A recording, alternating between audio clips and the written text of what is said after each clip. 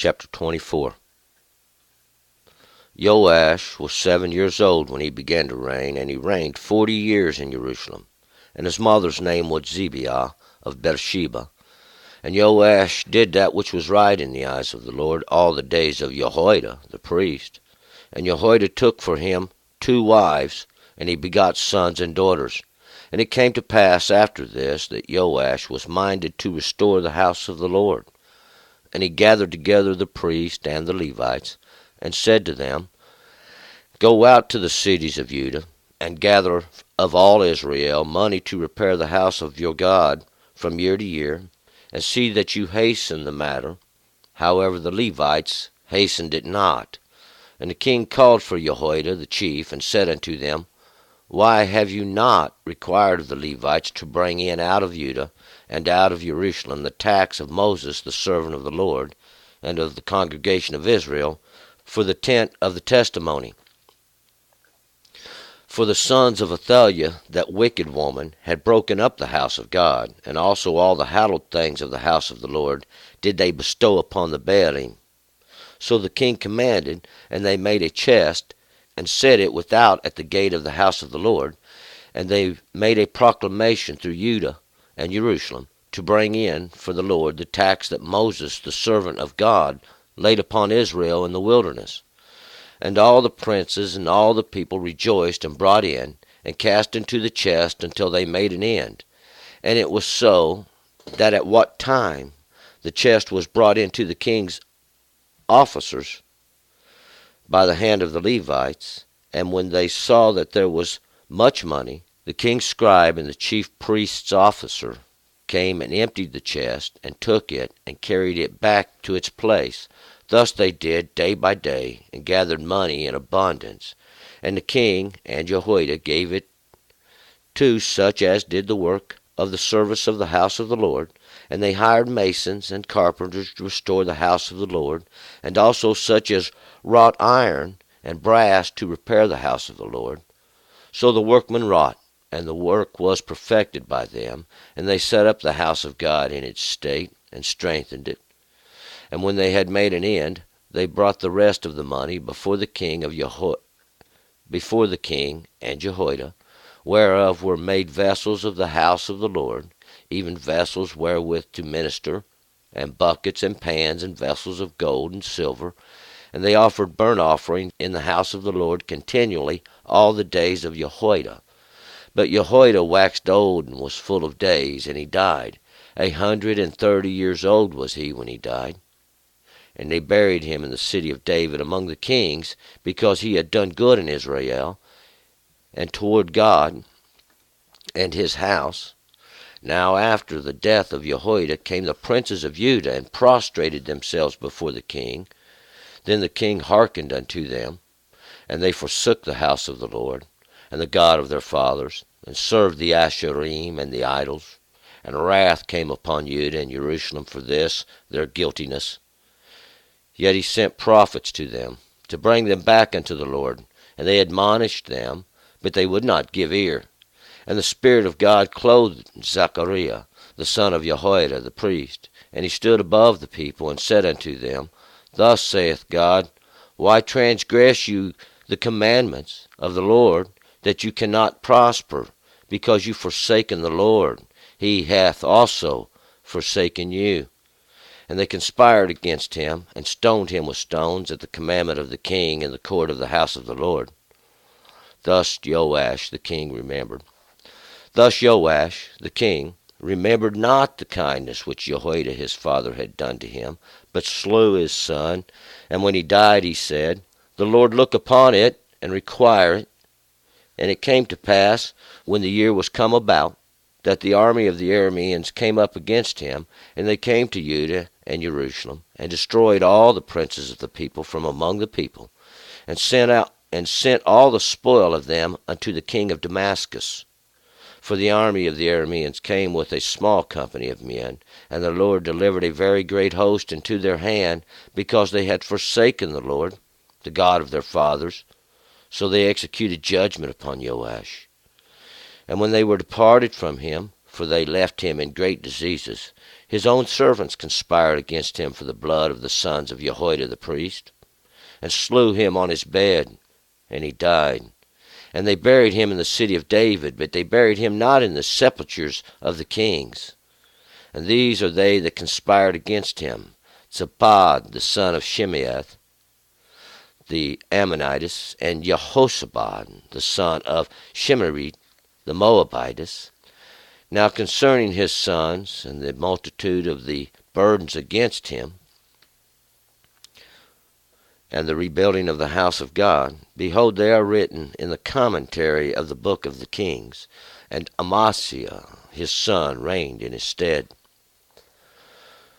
All right, let's go back up to verse 1.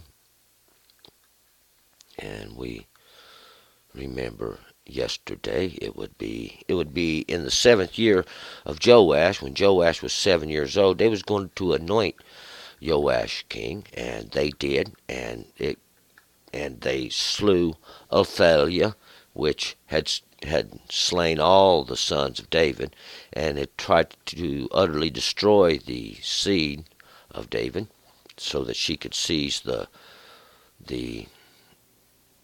position for herself. But we'll find out Jehoiada hid away Joash now, and he has been crowned the king, and they have anointed him the king. And Joash, we'll pick it up right there in verse 1. And Joash was 7 years old when he began to reign. And he reigned 40 years in Jerusalem, and his mother name was Zipiah of Beersheba. And Joash, this God has consumed, he is the king, and he was 7 years old when he began to reign. Seven is perfection, or we can say accomplished. It is accomplished, these greater understandings of old even. And we'll find out this accomplishment even of these greater understandings of old is that God has consumed, because in the prior chapters we've learned that when you follow God and go after God's commandment, God prospers, and greatly does he prosper. But when you turn and you go against the law of God, and when they violate the covenant of God, God does punish. And the overall understanding is that God does punish for the error and in your sin. It's the work of God, and it's how God does things. Joash is the king, and he would reign for 40 years, because 40, 4/10, that's the work of the law. That's God working in the law, because that is the work of God in the law, the judgment even, is the greater understandings in Jerusalem, that city of peaceful teachings. His mother's name, and that would be the understanding of his father, where he come from, was Zipiah. And Zipiah is this beautiful row, or this row in reference to maybe a lone beauty, a beauty that stands alone, of Beersheba. And that is that well of the oath, this place of the oath, even that understanding to come forth from the oath in the beginning, and that was that you keep the law. 2. And Joash did that which was right in the eyes of the Lord all the days of Jehoiada the priest. And Joash, as long as Jehoiada was God's understanding and God's knowledge, as long as it was alive, and all them days and all those understandings, Joash did that which was right in the eyes of God. And Joash is one who God consumes. 3. And Jehoiada took for him 2 wives, and he begot sons and daughters. So Jehoiada takes for Joash 2 wives. Now we're going to get to witness these wives, these 2 understandings later. And he begot these sons and daughters. These sons, those that would go forth, and these daughters, even these understandings, these 2 wives, those 2 understandings will receive it, because Joash changes his way. Joash changes his way. He was of the correct understanding in the beginning, and he'll go astray at the end. We'll find out. 4. And it came to pass after this that Joash was minded to restore the house of the Lord. So later on, Joash gets a little older, and he takes wives and has sons and daughters, and he gets it in his mind to restore the house of God. And we'll find out that because they had went astray long before and had destroyed the house of God. 5, and he gathered together the priests, the Levites, and said to them, Go out unto the cities of Judah, and gather all Israel money to repair the house of your God from year to year, and see that you hasten the matter. However, the Levites hastened it not. And he gathered together these priests, the Levites, and said to them, to go out into the cities of Judah, all these cities of praisings that have guard. These Levites, of course, are the ones that joined, and they were the ones that did join together to, and were supposed to be trying to bring back all the children of Israel to get the money to repair the house of God from year to year. Even these greater understandings that do go around, because we'll find out this would be because the house had been, they had forsaken God, and God had punished, and the house of God showed it where they had taken from it the goodliness of it, and all the everything that God builds up. But see, the Levites, will find out, they didn't listen to what the king said. 6. And the king called Jehoiada the chief, and said unto him, and this probably a little misprint here, and unto him should be, he said unto him, What have you not required of the Levites to bring in out of Judah and out of Jerusalem the tax of Moses the servant of the Lord, and of the congregation of Israel, for the tent of the testimony? So the king, Joash, wants to ask Jehoiada, who is the chief of all the priests. Jehoiada is God's understanding, God's knowledge. Why have you not required of the Levites to bring in out of Judah? Why ain't you had the Levites, all these that minister to the house of God, go out to Judah and to bring in this tax of Moses, the servant of the Lord, and the congregation of Israel, for the tent of the testimony? And we'll find out this tax of Moses, who was the servant of God. There was no tax of Moses for the tent. This tax that Moses required was a free will offering, and the people did willingly bring all these things to the tent of God. We can find this. This is documented. The free will offerings did build the tent. They accomplished everything, and these were the free will offerings that were brought to God.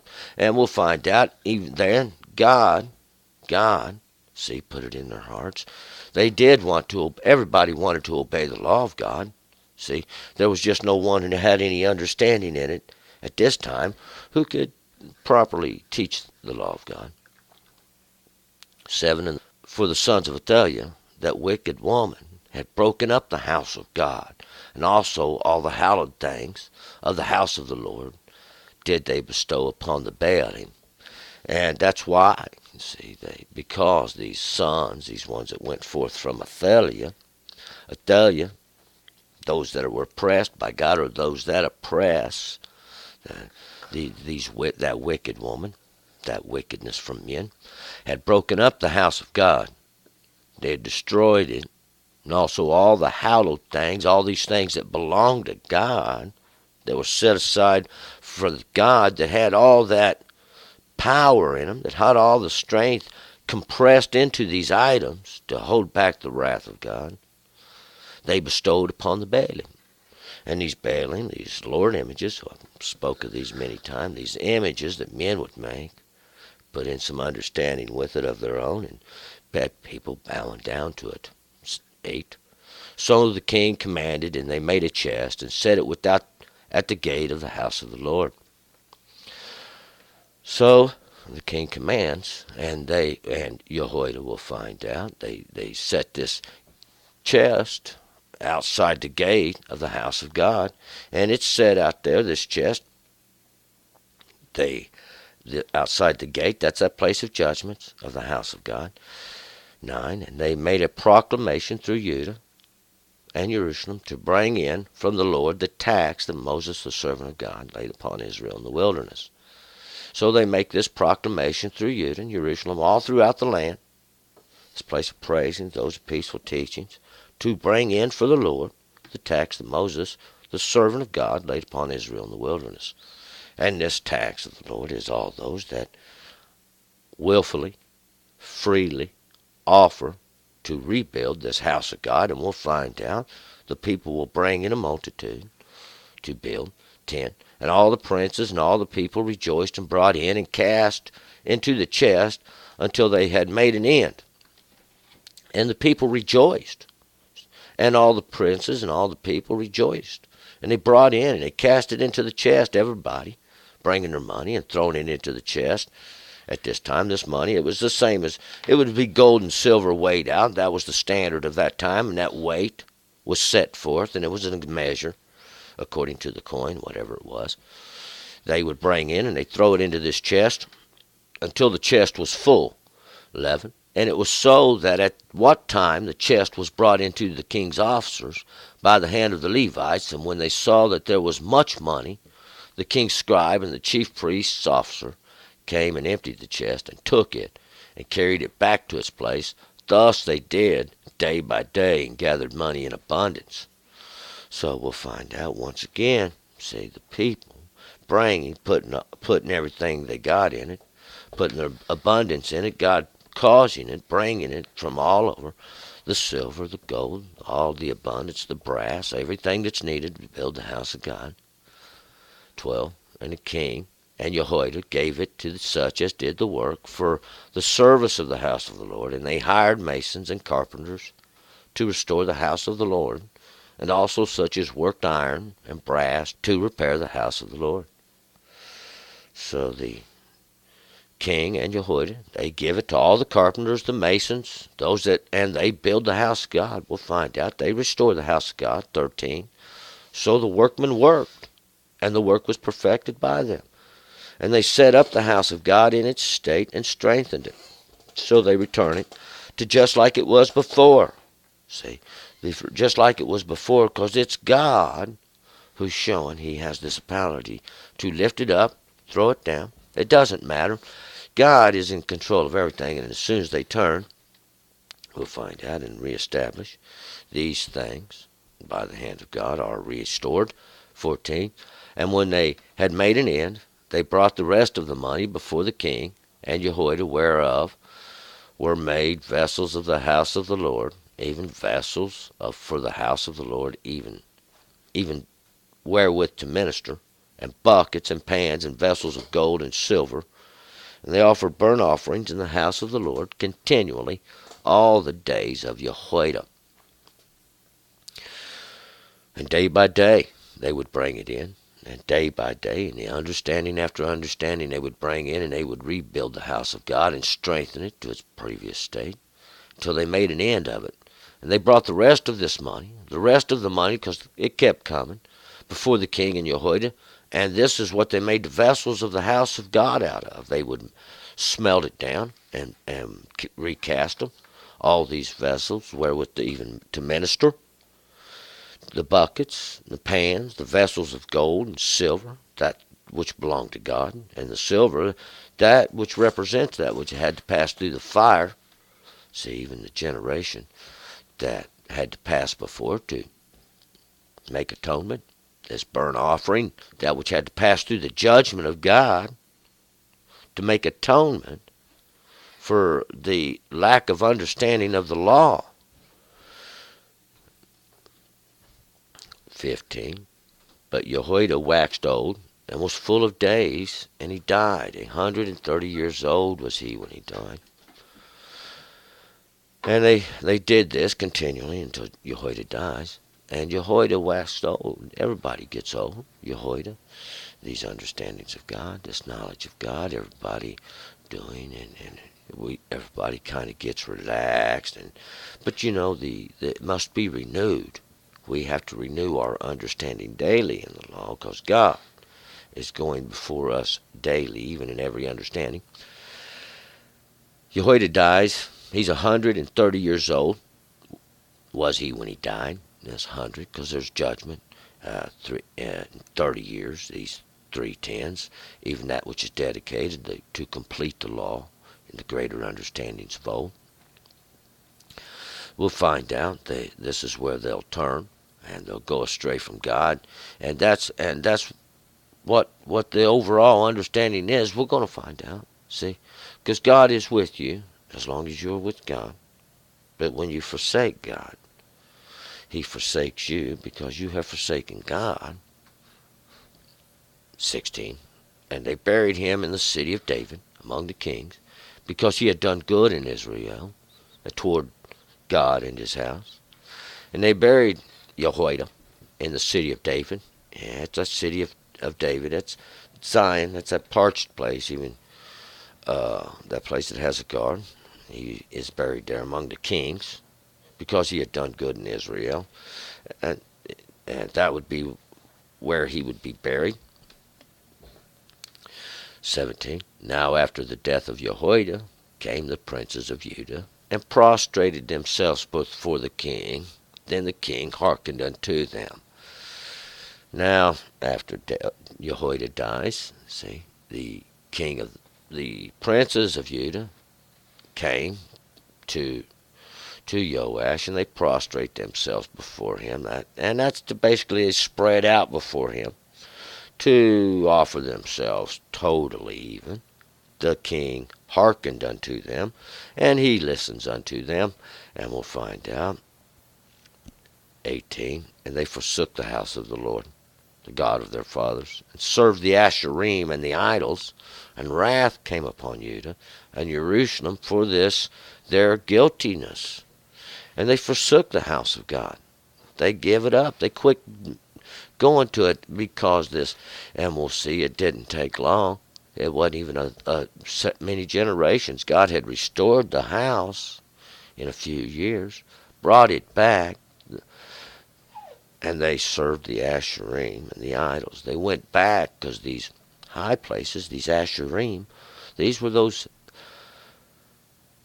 cedar trees they planted there in every goodly place, and they stood for those places. These were those places of everlasting. They stood there for places of worship. And for places of where, and God said you can't do that. You can only have one place. And these idols they would make there, they would set up their images there, and cause people to bow down to the understanding.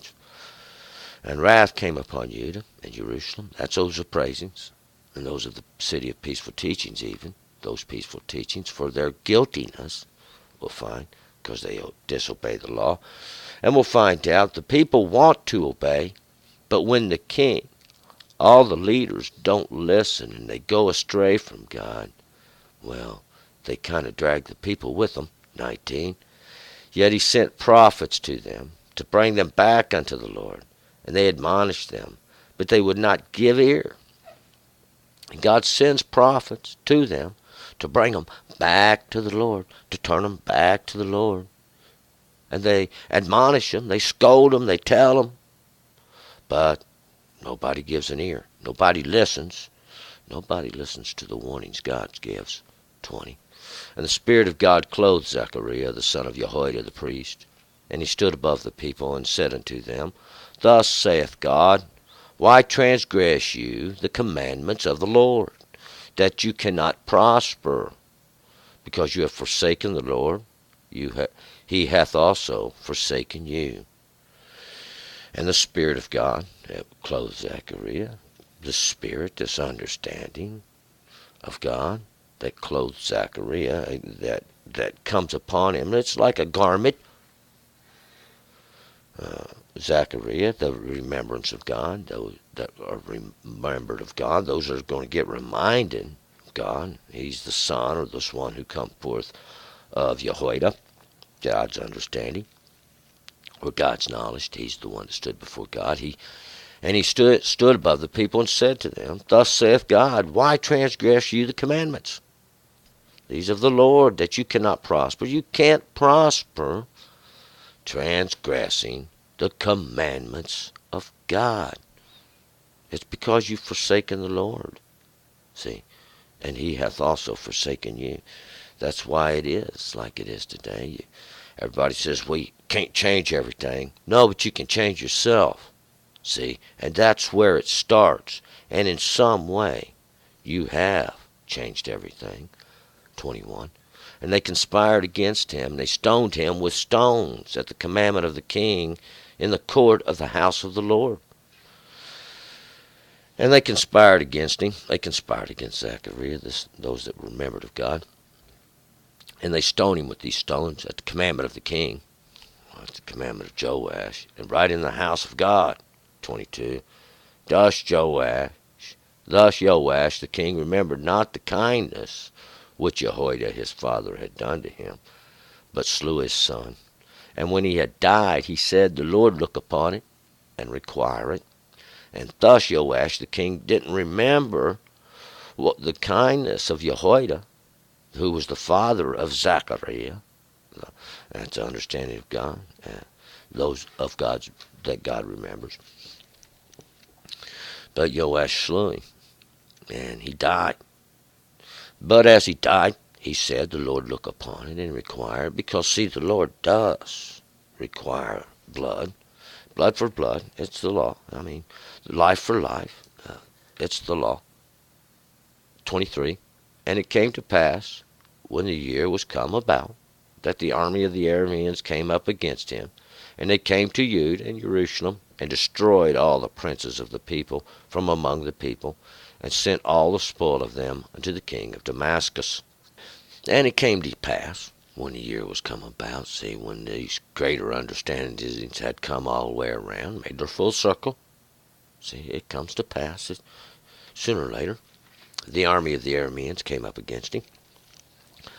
This army, those ones are from exalted ones. They represent those that were exalted a long time ago, and they come up to Judah and Jerusalem, those place of praisings and that place of peaceful teachings, and they destroyed all the princes of the people from among the people, and they destroyed all the rulers. They went out around the people, destroying the rulers, taking their spoil, sending it to the king of Damascus, this Molech of that place where the sackcloth weaver's working silently. He's weaving those garments of mourning, because that's who had the spoil, that's who had the money, these rulers and these ones, and the common people didn't have a lot. 24. For the army of the Arameans came with a small company of men, and the Lord delivered a very great host into their hand, because they had forsaken the Lord, the God of their fathers. So they executed judgment upon Joash. And this army of Arameans, the host, all these of the Arameans, those ones that are exalted, live exaltedly even, came with a small company. This host of the Arameans came with a small company of men. Just wasn't a lot. They didn't need many, because the Lord delivered a great host into their hand. God delivers all the armies of Judah into their hands, and because they had forsaken God. See, the God of their fathers, the God they took a oath with, the God of their oath, this one of the covenant, who gave them the covenant, the law, in the beginning. And we'll find even in the beginning there was only 10 words. 25. And when they were departed from him, for they left him in great diseases, his own servants conspired against him for the blood of the sons of Jehoiada the priest, and slew him on his bed, and he died, and they buried him in the city of David. But they buried him not in the sepulchres of the kings. And when they departed from him, for they left him in great diseases, he was in bad straits, after the Arameans were done with him. See, after the wrath of God came down, because when you're with God, he's with you. When you're not, he's not. His own servants conspire against him for the blood of the sons of Jehoiada the priest, and for what he'd done against Zechariah, who he had stoned, and they slew him there in the house of God. See, his own servants conspire against him. And they slayed him, they slew him there on his bed, that place that he made for himself, and there he died. And they bury him in the city of David, that Zion, that's that parched place. But they didn't bury him in the graves of the kings. 26. And these are they that conspired against him, Zabad, the son of Shimei, the Ammonitis, and Jehoshaphat, the son of Shimri, the Moabites. And these are those that conspired against him. It was Zabad. He was the son of Shimeah, the Ammonitis, and Jehoshaphat, the son of Shimri. And Zabad is the endowment. That's that endowment. Remember that endowment? We've talked about that which was endowed by God, that endowment God give. See, that little something he bestowed upon the king, this gift, this kingdom, the rule over it, to keep the law, to keep justice. Shimei was his mother. Shimei, that would be the understanding of his father, is that report. That's something that's been heard before, that endowment, the Ammonitis. And this Ammonitis, it's the beauty of all the nations. See, the beauty of all the nations. It was what all the other nations had. Remember? That what all the other nations had. Give us a king like all the other nations. And Jehoshaphat, he's the son of Shimri, the Moabites. Jehoshaphat, that God endows. See, God endowed. That was the endowment of God when He gave you the king. He was that which went forth of Shimri, or the son of Shimri. That was his mother. The understanding of his father. Shimri, that vigilance. See, that's that vigilance, that constant. The the Moabites of her father. Even the beauty of her father is that constant watching over. 27. Now concerning his sons, and the multitude of the burdens against him, and the rebuilding of the house of God, behold, they are written in the commentary of the book of the Kings. And Amaziah his son reigned in his stead. So they bury Joash, but not in the graves of the kings. And these things concerning his sons, and all the multitude of his burdens, what God done to him, when he turned from God, and the fact that he rebuilt the house of God. What goodness he did in the beginning of his reign. See, God used him as a great example. When you forsake God, he forsakes you. All of it's written there. We'll find it in the commentary of the book of Kings, these words that were written.